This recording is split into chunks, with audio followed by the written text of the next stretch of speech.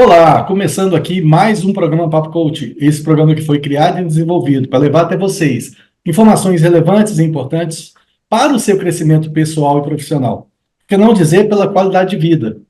E a gente está passando aqui para agradecer todo mundo que nos acompanha pela TV Sete Lagoas, TV Jornal da Cidade de Pouso Alegre e pela Rede Fox TV. Sempre o nosso carinho, o nosso muito obrigado. E todo mundo que nos segue pelas nossas mídias sociais, que interage com a gente, é muito gostoso receber a mensagem de vocês por lá. Se você não faz parte, vem logo. É @haja certo. YouTube, Instagram, Facebook, você é sempre muito bem-vindo. Gente, e hoje nós vamos trazer um assunto fantástico. Nós vamos para fora da Terra, vamos falar assim, né? Nós vamos trazer uma querida aqui, Rebeca Gonçalves. Rebeca, seja bem-vinda ao nosso programa Papo Coach. Muito obrigada, é um prazer meu estar aqui. Gente, a Rebeca, vou pedir para ela contar um pouquinho mais, mas é o seguinte, a Rebeca, ela tem uma carreira fantástica e ela já trabalhou ela trabalha hoje para a NASA brasileira, vamos falar assim, tá? Porque a NASA todo mundo sabe o que que é. Mas ela já trabalhou para outra agência europeia, que é tipo a NASA europeia também. Rebeca, me conta um pouquinho como é que surgiu isso aí na sua vida, de onde que veio esse... Eu sei que toda criança olha para o céu e fala assim, eu queria, né, ir nas estrelas, tudo isso. Como que surgiu isso para você? É isso mesmo, quando eu era criança eu também tinha esse fascínio assim pelo céu, né?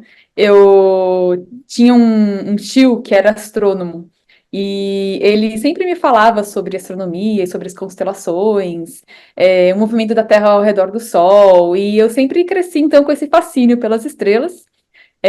Queria ser astronauta quando eu era criança, mas eu gostava também muito de biologia. Eu era daquelas crianças que dissecava passarinho, assim, que caía no quintal, ou que ficava caçando minhoquinha, bichinho, assim. Então, eu cresci com essas duas paixões, biologia e espaço. Só que quando chegou a hora de escolher uma faculdade, naquela época eu não tinha acesso a informação de que o setor espacial era mais do que ser astronauta. Então, eu escolhi a faculdade de biologia e muito feliz, assim, porque eu amava também biologia, mas sempre tive assim, essa coceirinha atrás da cabeça sobre o setor espacial, né, sobre o espaço. E um dia, numa crise existencial, assim, eu me perguntei o que eu realmente gosto de fazer, né? E a resposta que veio assim do meu coração foi: eu gosto, sempre gostei muito de espaço.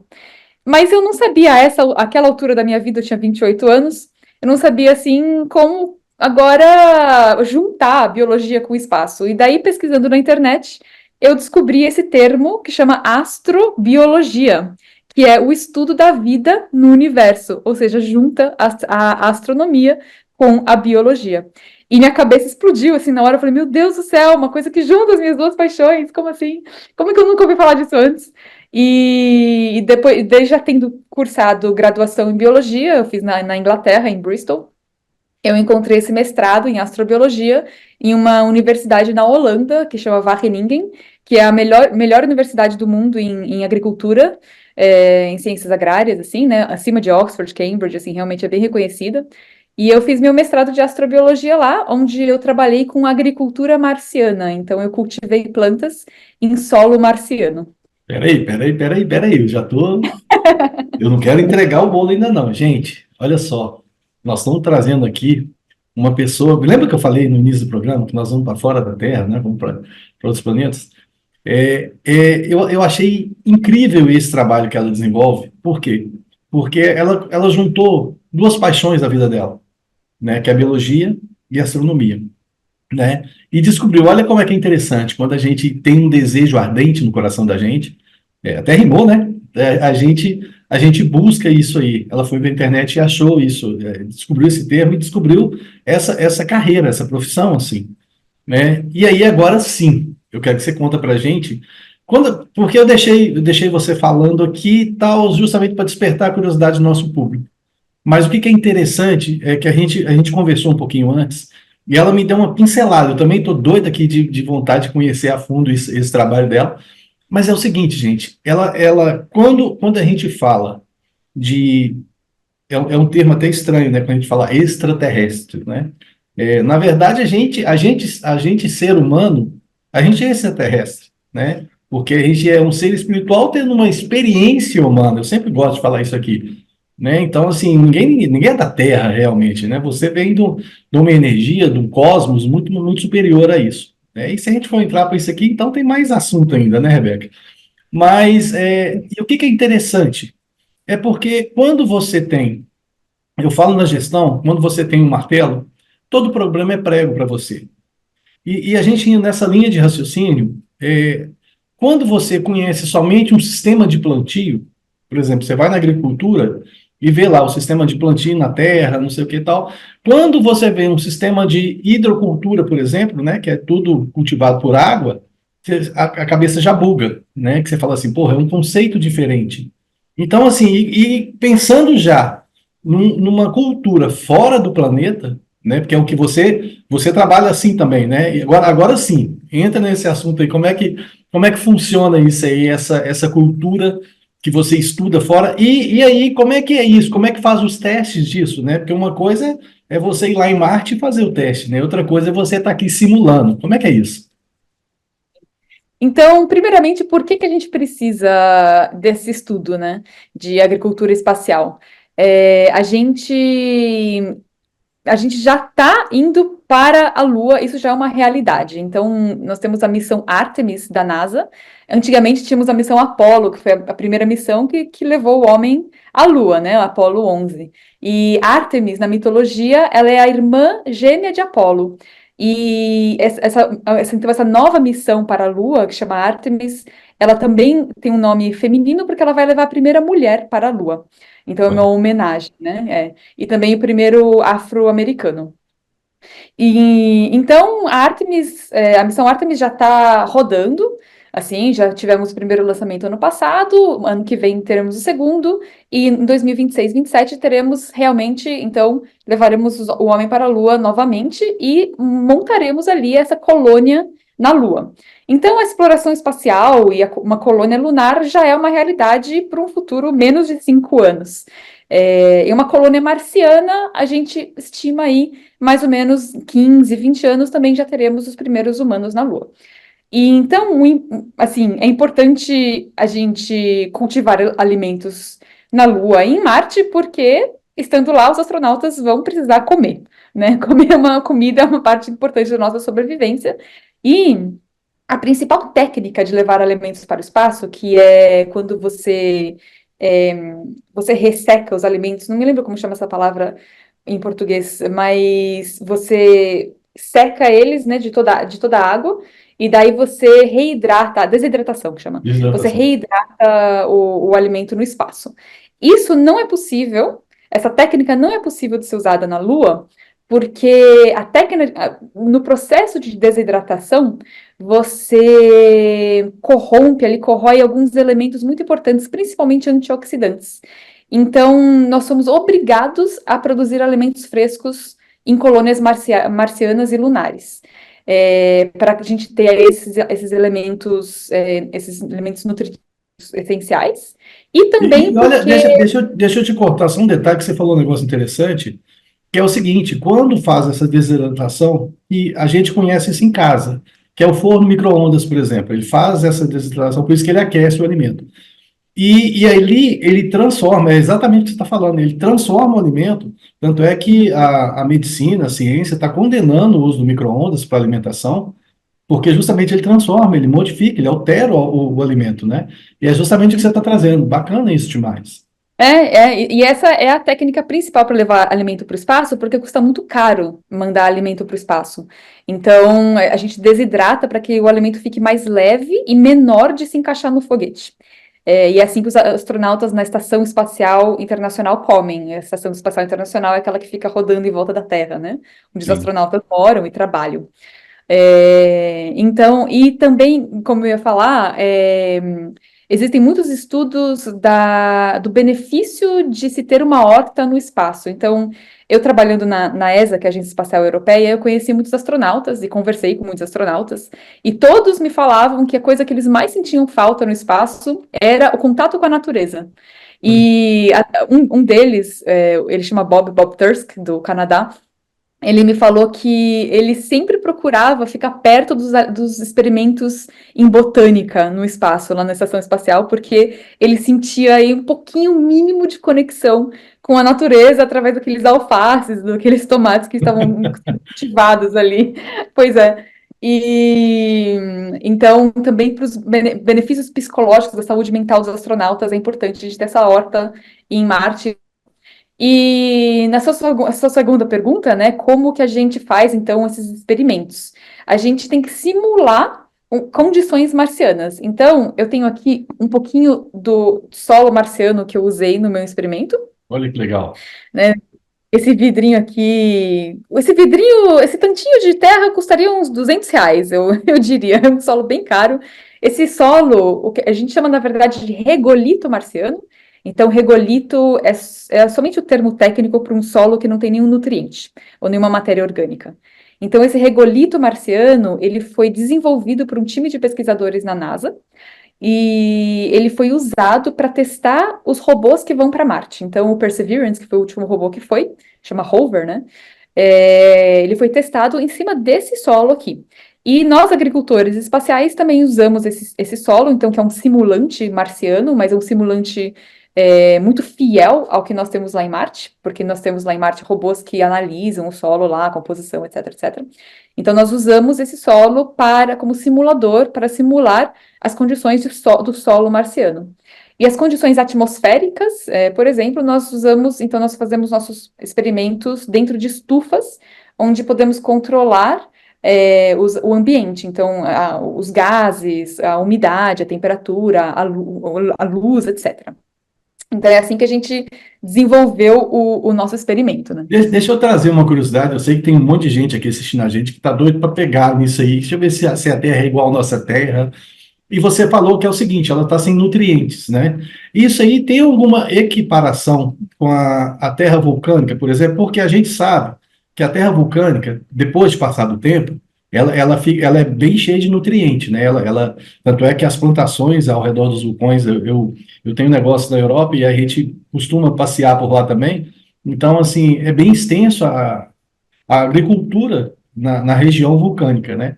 Só Sim. que dentro do vulcão mesmo, aquela terra ali, logo na cratera ali, ela deve ser assim também, sem nutriente, né? Eu acredito.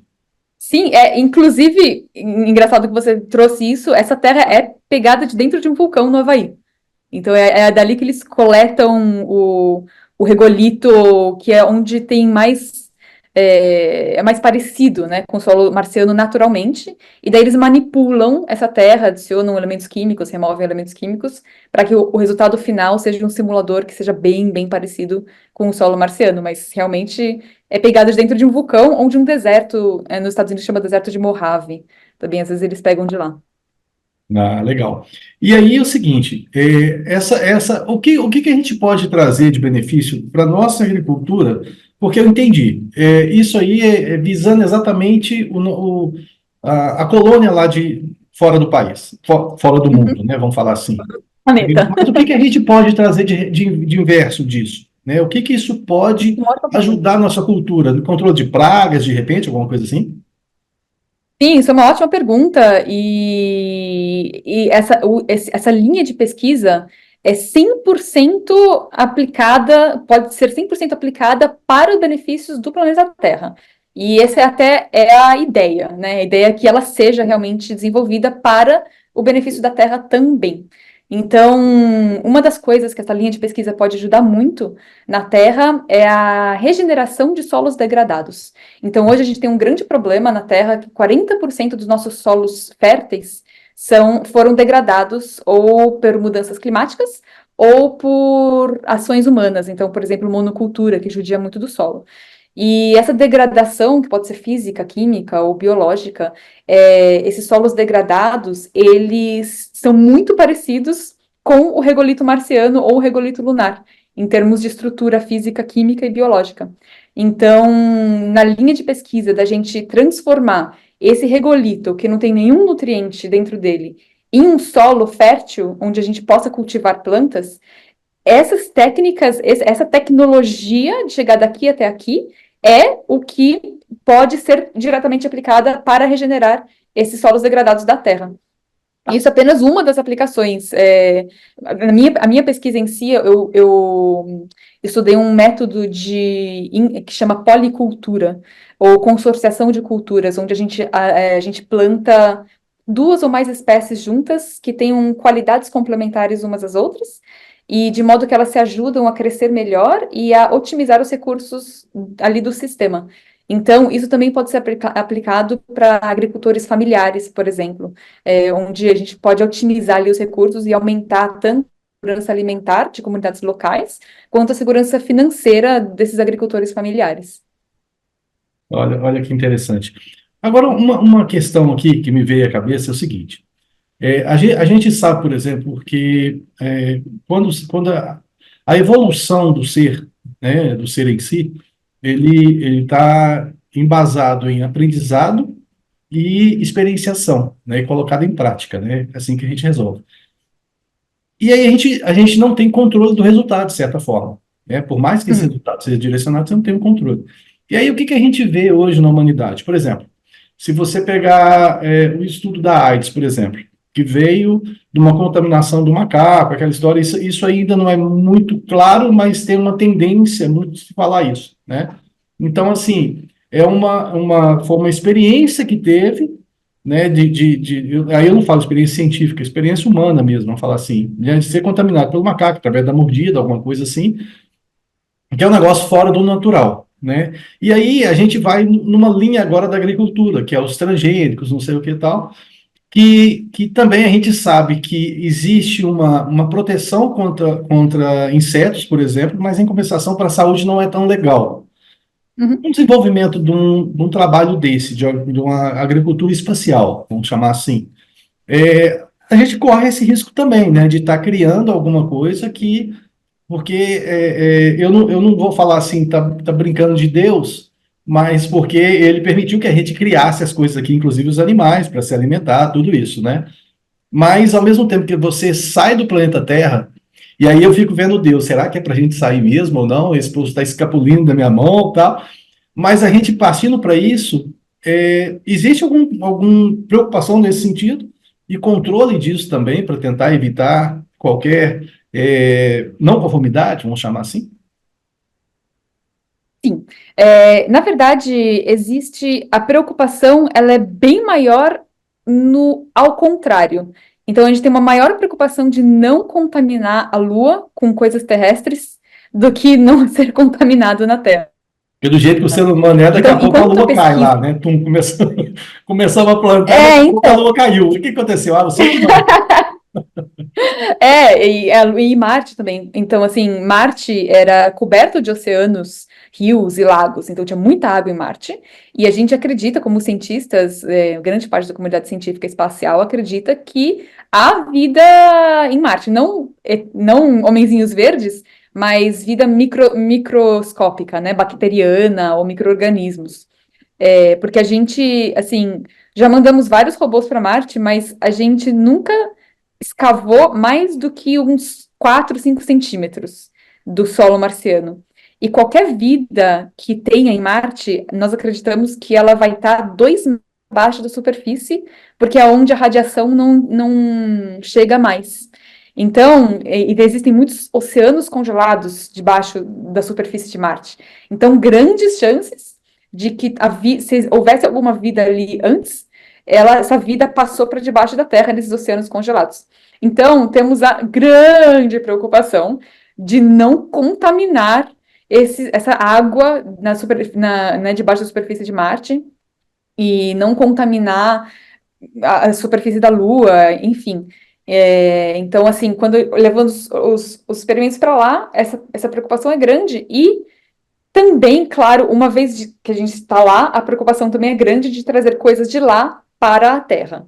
Então, de não contaminar a Terra com alguma coisa alienígena, literalmente, né? Sim. Que faça uma mutação aqui na Terra e acabe causando algum problema. Então, sim, isso é uma grande prioridade na cabeça dos cientistas espaciais, dessa cross-contamination, chama, né? Essa contaminação cruzada. Mas, enquanto a gente não sai da Terra, enquanto os experimentos estão na Terra, não existe esse perigo de sair alguma coisa mutagênica daqui que seja perigosa, porque a gente está fazendo agricultura. Não estamos usando nem transgênicos, estamos usando. Então, assim, agricultura com tomates, eu usei tomate, ervilha e cenoura, que a gente pode plantar no jardim. Só que as técnicas que a gente está desenvolvendo são técnicas de como otimizar esse sistema, de como fazer um sistema que seja totalmente fechado, autossustentável, autossuficiente. Então, enquanto a gente está no âmbito terrestre, não tem nada para se preocupar. Depois que a gente sair do âmbito terrestre, estamos preocupados com isso e vamos tomar muito cuidado com isso, né? Ah, legal. E isso é interessante porque você vai. A ciência, ela se desenvolve justamente em função disso, né? De experimentação. E você vai trazendo benefícios para a própria agricultura terrestre, vamos falar assim, né? Porque a partir do momento que você começa a estudar os ambientes, inclusive, né, você consegue entender por que que alguma planta tem mais facilidade de uma região que na outra e por aí vai, né? Eu acredito que seja dessa forma. Uma pergunta que não quer calar. E você já comprou sua passagem para ir? Como é que tá? Já, aliás, comprou não, né? Ah, Você trabalha lá, você já vai de passagem, né? tô Do, na fila. Eu De tô na fila repente, para comprar passagem. a gente vê uma preocupação muito interessante, inclusive um citado do Elon Musk mesmo, que ele se preocupa com a vida fora da Terra, justamente por causa do ser humano, né?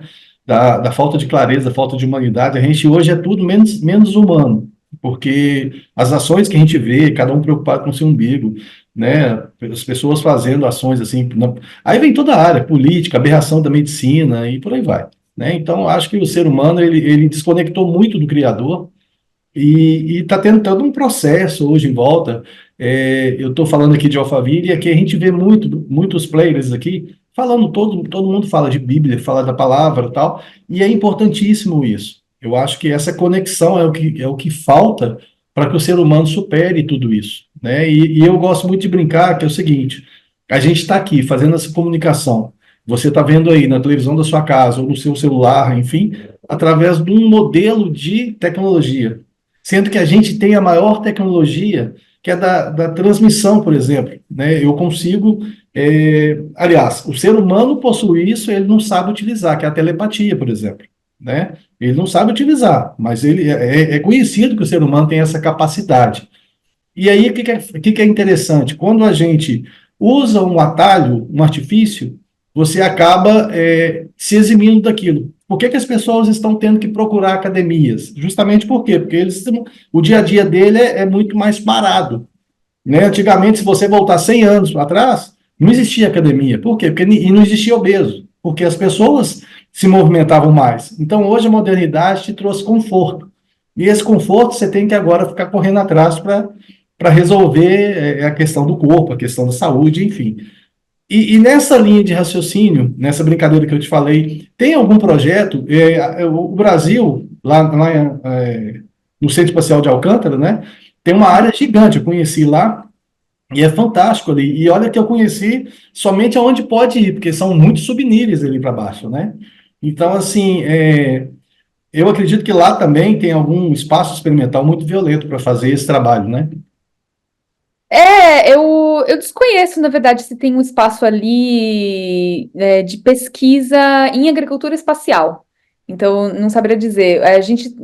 Aqui no Brasil, a gente tem um grupo hoje formado de agricultura espacial que chama Space Farming Brasil, Legal. que é uma conjunção entre a Agência Espacial Brasileira e a Embrapa. Então, o que acontece? A NASA, com esse novo programa Artemis, a NASA fundou o Acordo de Artemis. E esse Acordo de Artemis, chama Artemis Accords, ele foi assinado por 28 países, e é um acordo para o uso pacífico do espaço.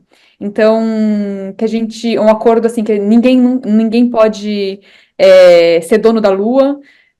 A gente só vai usar a Lua por questões pacíficas e científicas, para o avanço da pesquisa e da tecnologia. A gente vai cooperar e se ajudar na Lua. Então, assim, as tomadas vão ser iguais para a gente poder ter, né, cooperação entre os sistemas e tecnologias, etc. Então, é um acordo super legal, e o Brasil é um dos assinantes desse acordo de Artemis. E o Brasil se prontificou, se comprometeu a estudar sobre a agricultura espacial. Então, o Brasil já é o celeiro do mundo, né? Nós já somos muito avançados em agricultura e pesquisas em agricultura, inovação, tecnologia, etc.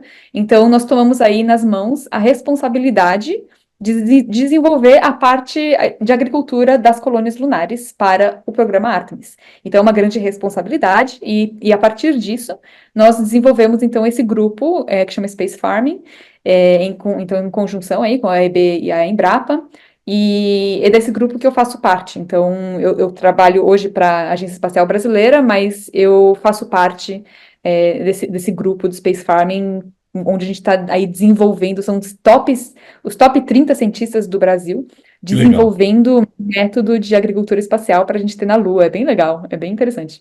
Ó, parabéns por você fazer parte desse grupo seleto, assim, né? E desse projeto Obrigada. tão importante, porque tem gente que está assistindo a gente aqui, e o nosso público é variado, tá? Tem de criança, adolescente, até pessoa mais idosa. Eu sei disso porque a gente recebe muito comentários aqui, e é bem gostoso ver isso. E o que eu tenho certeza que tem gente falando assim, pô, enquanto tem gente passando fome, eles estão querendo plantar lá na Lua, né? Eu sei que tem gente que tem essa consciência também.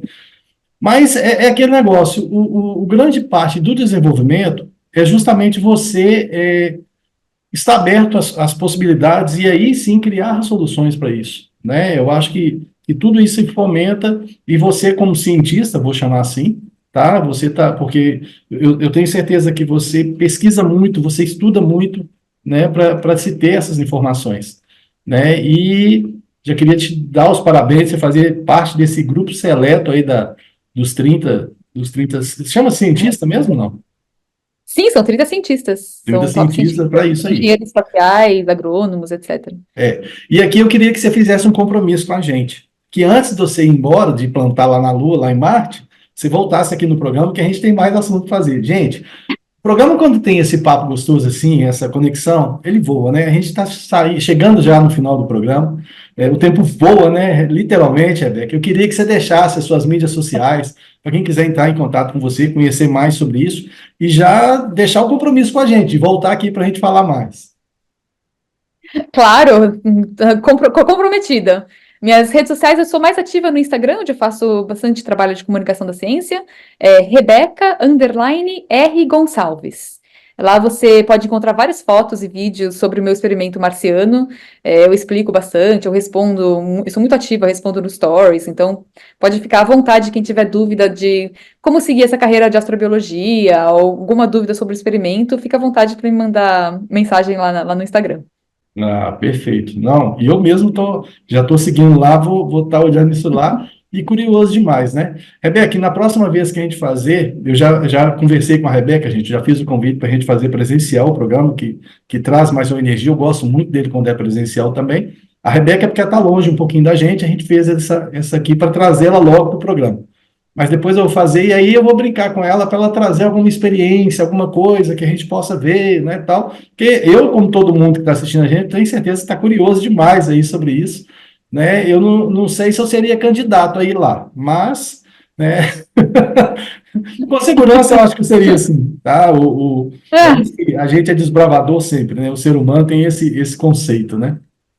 sim, o espírito da exploração, né? De explorar e Exatamente. desbravar. Rebeca, mais uma vez, muito obrigado pela sua participação aqui com a gente. Foi fantástico, tá? Sucesso para você, para as suas pesquisas aí, para os seus negócios aí. E já está compromissado, hein? Nós vamos combinar depois. Então, sim, obrigada por me ter aqui no programa. Tchau, tchau. Então tá joia.